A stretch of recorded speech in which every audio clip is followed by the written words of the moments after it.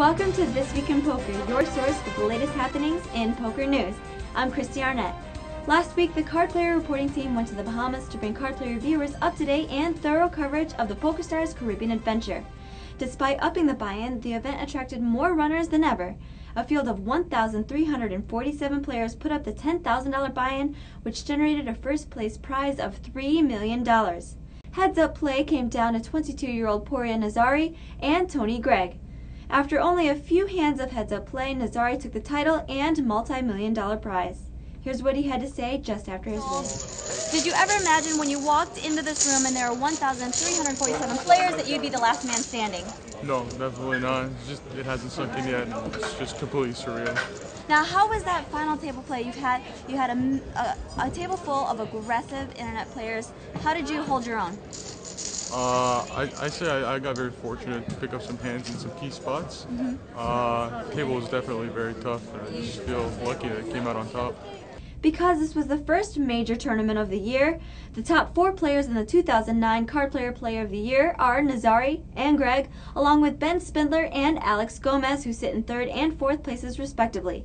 Of course, it's very early on in the race, and the top 10 spots will see a lot of shuffling in the next few months.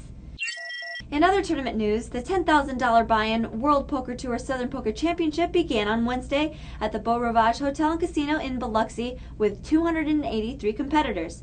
Today is day 3 and only 27 players will return to the felt. First place in this event will receive just over $1 million.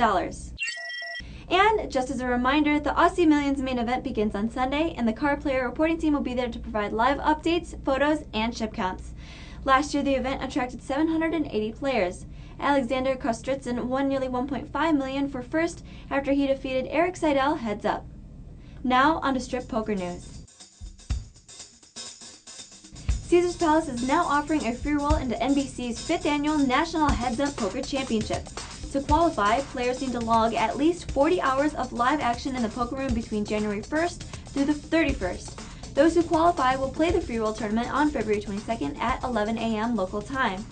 All players who qualify for the Caesars free roll will compete in a multi-table tournament until there are 64 players remaining.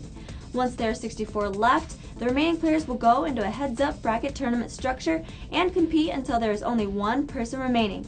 The top 32 players will make the money, with first place receiving $10,000 cash and a seat into the prestigious NBC Championship, valued at $20,000.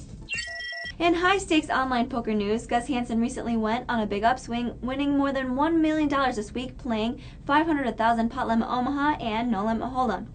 Hansen is known to love the ladies, and his pocket queens won him a $232,000 pot against Tom Dwan. Hansen picked up the queens on the button and raised to $3,000. Durr re-raised to $9,000 and Hansen called. On a Jack-10 deuce flop, Dwan bet out $13,200 and Hansen called. The turn was a blank and Dwan bet out $23,600. Hansen pushed all in with his overpair for $93,792. Dwan called with ace-queen high. He was drawing to a gut shot or an ace. It's good to see Hansen doing well after he got felted this week. To view the entire felted video, go to cardplayertv.com and find it under the most recent videos.